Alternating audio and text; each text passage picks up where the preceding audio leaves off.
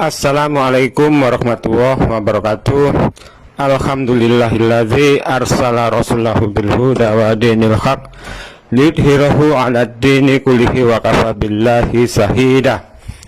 Pemirsa, beberapa hari yang lalu ada seorang ustadz yang di atas mimbar dalam khutbah Jumat menyampaikan kepada jamaah dengan wejangan begini: para jamaah sekalian, kita sebagai seorang muslim haruslah berpegang teguh pada sunnah dan menjauhi perkara-perkara bid'ah.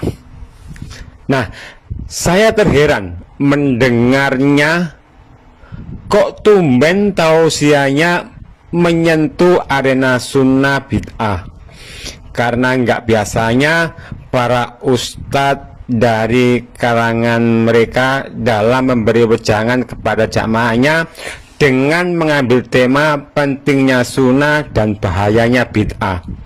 Padahal selama ini di kalangan mereka itu sudah maklum bila puluhan hadis-hadis sahih tentang larangan berbuat bid'ah dalam perkara ibadah itu hampir tidak tersentuh.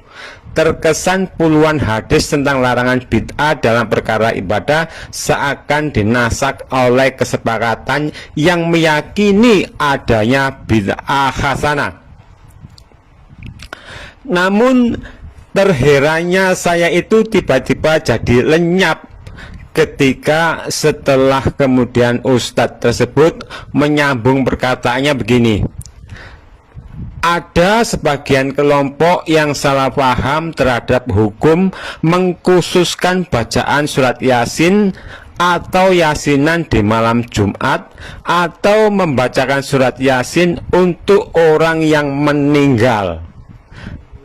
Mereka berkeyakinan bahwa mengkhususkan bacaan surat Yasin di malam Jumat atau membacakannya kepada orang yang telah meninggal itu bid'ah.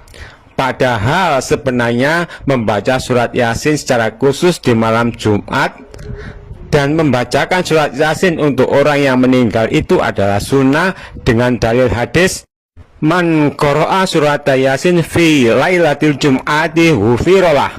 Barang siapa yang membaca surat Yasin pada malam Jumat, maka akan diampuni dosanya. Dan sang ustadz tersebut juga membawakan hadis yang kedua, yakni iqra'u yasin ala mautakum, bacakanlah surat Yasin pada orang yang hampir mati di antara kalian. Nah, atas dua hadis tentang fadilah bacaan surat Yasin tersebut itulah yang dibuat hujah sang ustadz untuk melegitimasi amalan yang sudah menjadi tradisi di tengah-tengah umat. Padahal ada banyak hadis yang berkenaan dengan fadilah bacaan surat Yasin. Ada puluhan hadis malah. Namun sayangnya kesemua hadis itu berderajat dhaif, bahkan maudhu. Termasuk kedua hadis yang disampaikan sang ustadz tersebut derajatnya dhaif jiddan. Ya, seluruh puluhan hadis tentang mengkhususan bacaan surat Yasin dengan segala fadilahnya, kalau nggak dhaif ya maudhu, lemah, sangat lemah sampai pada derajat palsu. Misal pada hadis pertama yang disampaikan Pak Ustadz tersebut, hadis yang pertama di atas derajatnya dhaif jiddan, sangat lemah. Cacatnya ada pada perawi yang bernama Akhlab bin Tamim. Dalam Mizanul I'tidal oleh Imam Adz-Dzahabi dan dalam Lisanul Mizan oleh Ibnu Hajar, di situ disebutkan bahwa Imam Bukhari berkata Akhlab bin Tamim adalah munkarul hadis, dan Imam Ibnu Hibban juga berkata bahwa Akhlab bin Tamim adalah munkarul hadis. Jadi karena perawi pada hadis pertama yang bernama Akhlab bin Tamim adalah seorang munkarul hadis atau seorang pendusta, atau dia itu suka pelupa, sering melakukan kesalahan, maka hadis pertama tersebut gugur dan nggak bisa dijadikan hujjah.